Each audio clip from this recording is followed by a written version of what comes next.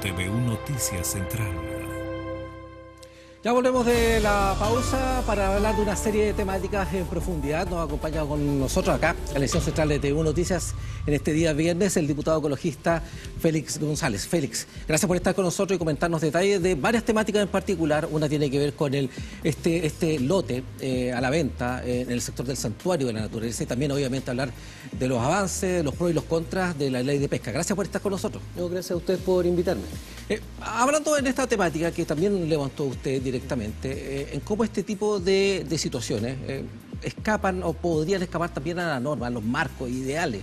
Hablo del lote en el sector del santuario de la naturaleza. ¿En qué se ha avanzado en el último tiempo? ¿Hay algún tipo de conversación con el privado luego de esta información que se diera a conocer vía el portal inmobiliario? Sí, bueno, yo no converso con privados. Cuando nos piden reunión por ley del lobby, nosotros la rechazamos porque creemos que esas conversaciones se tienen que dar en público, se tienen que dar en el Congreso y no en una reunión. Así que yo con privados no he hablado. Tuvimos hace muy poco una reunión a donde fuimos invitados por el municipio y distintas organizaciones de Hualpén que están en una campaña para poder comprar el lugar. Y lo que nosotros expresamos ahí es que, independiente de juntar dinero o ver cuál es el financiamiento, tiene que haber una declaratoria de utilidad pública. No puede ser que esperemos que las leyes del mercado nos digan qué va a pasar con el Fondo Ramuncho, que es uno de los fondos más importantes, uno de los terrenos más importantes de la península de Hualpén. Ahí está la playa Ramuncho, por ejemplo, que la gente conoce. Es un lugar en donde habitan pingüinos, aunque algunos no crean, no están solo en la Antártida, hay pingüinos también en nuestra zona. Hay avistamientos de toninas, de ballenas, en todo ese alrededor, y también hay muchas aves migratorias y hay animales en peligro. Está el monito del monte, se han visto güiñas también ahí. Entonces es un lugar que tenemos que conservar y lo que uno esperaría es que el gobierno regional pudiera disponer recursos por una parte y por otra parte que el municipio avance con la declaratoria de utilidad pública, cosa que no se ha hecho y que le vamos a pedir al alcalde que lo haga. Diputado, ¿cómo es posible que estas situaciones sigan ocurriendo? Hay casos similares en otras partes del país. El alcalde de Hualpén remarcaba que alguna parte de este santuario de naturaleza, algunas tareas, la gran mayoría, son de privados. ¿Cómo es posible eso bajo la ley imperante, bajo los desafíos que impone el ordenamiento territorial, el cuidado de nuestros ecosistemas? Bueno, casi todo eso es privado. Hay 7 fondos. El Fondo Ramuncho que está a la venta es el que hoy día está en la palestra, pero son 7. Está el Fondo Perone, las escaleras. Son territorios que están hoy día en manos de familias, ¿no? Que son dueños. Y hay un solo predio, un octavo predio, que es, comillas, fiscal, en realidad no es fiscal, es lo que dejó Pedro del Río Sañartu con el museo. Y eso está en administración del Servicio de Salud de Concepción, la Municipalidad de Concepción y el gobierno regional o exintendencia, y esa corporación se hace cargo de ese lugar. Uno puede decir esa es la parte pública. Entonces lo que debiera ocurrir es que sea todo público, que sea un parque de conservación, que se pueda hacer investigación, que se pueda recorrer de manera controlada, pero hoy día lo que tenemos es plantaciones forestales. Tenemos loteos en el fondo de las escaleras, hemos tenido que parar construcciones ilegales, me incluyo yo, pero también la comunidad lo ha hecho y el municipio también, tener que detener proyectos de privatizar la playa con una marina privada, canteras, o sea, constantemente hay proyectos privados que no son compatibles con un santuario de la naturaleza. Diputado, en otra temática, lamentablemente a raíz de los accidentes que han habido en alta mar, en Talcahuano, frente al puerto de San Vicente, ahora, con esta nave, de la cual los tripulantes todavía no se sabe su ubicación, en las cercanías de la isla Santa María, y así nosotros estuvimos también hablando con los pescadores de Caleta Roja. Se abrió nuevamente debate con respecto a la ley de pesca, seguridad en este sentido. ¿Hacia dónde siente usted que hay que caminar? Pensando, por ejemplo, en este tipo de episodios. Bueno, han estado movilizados los pescadores artesanales. En Valparaíso, en la semana anterior, que fue semana legislativa, rodearon el Congreso, hubo disturbios, hubo también enfrentamientos, cortes de camino. En la séptima región también. Acá en la región del Biobío estuvo un poco más tranquilo, pero evidentemente que la ley de pesca actual, que es la ley Longueira, es algo que no se sostiene. Además se legisló de manera bastante espuria, por eso es que hay personas procesadas, incluso en la cárcel, por la ley de pesca, que le entregó la pesca o los recursos pesqueros a 7 familias, ¿no? Entonces, por un lado, no basta con derogar la ley de pesca porque tenemos que tener una ley de pesca. Así que el diputado Brito empujó una ley de fraccionamiento para determinar cuánto le corresponde pescar a los artesanales y cuánto a la industria. Hoy día la industria tiene el control. Por lo tanto, esa discusión es necesario que el Senado la despache. Y ahí es donde está la protesta. La protesta no es por el texto de la ley. La protesta es porque el senador Felipe Kast, presidente de la Comisión de Hacienda, tenía secuestrado el proyecto. El gobierno le puso discusión inmediata y él hizo caso omiso de eso. Y él generó esta situación compleja de enfrentamiento de alguna manera de los industriales con los artesanales. Incluso los pescadores en Valparaíso salieron a bloquear el puerto.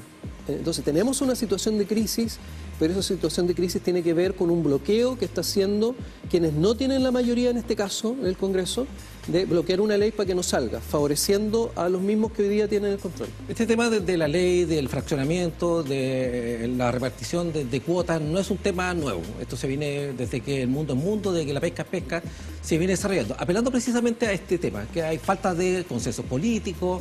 Está el punto crítico que mencionaba usted, también lo desarrollamos en Valparaíso. ¿Es posible llegar a un punto de acuerdo Por supuesto que sí. en los plazos, que esto no se siga extendiendo? ¿Cómo lo siente usted en la realidad política que usted vive en los hemiciclos del Congreso? Bueno, yo estoy disponible, podría decir que todo el mundo está disponible a conversar, incluso a escuchar para ver cuál es la cuota correcta para cada quien. Hay una discusión en Aysén, porque hay pescadores artesanales que no salen a pescar y lo que hacen es tomar la cuota y venderla. No queremos eso. Pero hay regiones que tienen realidades distintas. La región del Biobío, por supuesto, tiene una realidad distinta porque hay una industria importante acá. Pero para poder dar esa discusión, tiene que tramitarse el proyecto. No puede ser que la derecha lo bloquee, lo frene. O el diputado Bobadilla, que cuando se discutió en la Cámara, le puso cientos de indicaciones y dilató el proyecto para que no se termine legislando. Eso no es una forma de legislar de cara a las personas. Eso es bloquear una ley. Entonces, primero que todo, que no se bloquee la ley, que se pueda discutir. Porque, ¿cuál es el problema? Que hoy día está mal repartida la torta. Y no nos olvidemos que las cuotas de pesca no son algo ancestral. O sea, antiguamente no habían cuotas. Lo que había era carrera olímpica. O sea, cada uno salía a correr, a buscar y a sobreexplotar los recursos. Por eso es que hay muchos recursos que ya no existen, que existieron antiguamente, estoy hablando hace 50 años atrás.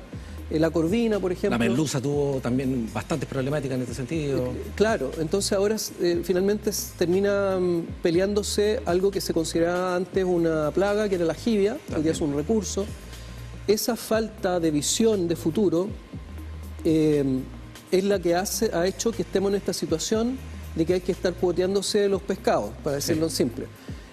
Pero es el Estado el que tiene que tener la visión de futuro para que esto se conserve, porque dependemos, nuestra alimentación depende de lo que pasa en la tierra, donde hay una crisis hídrica, una crisis alimentaria, y lo que pasa en el mar. No podemos darnos el lujo de tener sequía, por un lado, y además tener el mar depredado. Hay un problema de seguridad alimentaria. Esto no es un problema que afecte solamente a los industriales y los artesanales, es un problema que afecta a toda la comunidad porque hay que alimentarse. Diputado, pensando también en lo que está pasando en estas coyunturas que le mencionaba yo, producto de estos accidentes, ¿qué discusión siente usted tiene que abrirse a raíz del naufragio ocurrido en Talcahuano, ahora también de este accidente que también está investigando la Fiscalía en las cercanías de la isla Santa María? Bueno, vi que había una queja de la familia o de los dirigentes de que los parlamentarios no estaban ahí. Yo siempre en estos casos, cuando hay personas extraviadas, soy muy respetuoso. Uno se pone a disposición, pero uno no puede ir a hacer campaña política con una desgracia. Entonces, en ese respeto, yo por lo menos, si la familia no nos ha pedido una ayuda puntual, no voy a ir a ponerme a las cámaras, no voy a ir ahí al punto de prensa, sería irrespetuoso. Lo que sí he hecho es ponerme en contacto con el delegado presidencial para preguntarle si van a poner a disposición un robot que pueda llegar a 400 metros, porque el de ahora solamente llega a 200 metros. Entonces, quiero decirlo con mucha claridad, porque no hay que sacar provecho político de situaciones tan dramáticas que afectan a familias que están buscando a sus seres queridos. Sí. Yo lo que veo es que la Fiscalía está haciendo su trabajo, confío en que lo haga bien, confío también en que la verdad va a salir a la luz y que las responsabilidades se van a pagar. Ahora, lo que falta sí es encontrarlos, y eso no podemos descansar hasta no encontrarlos.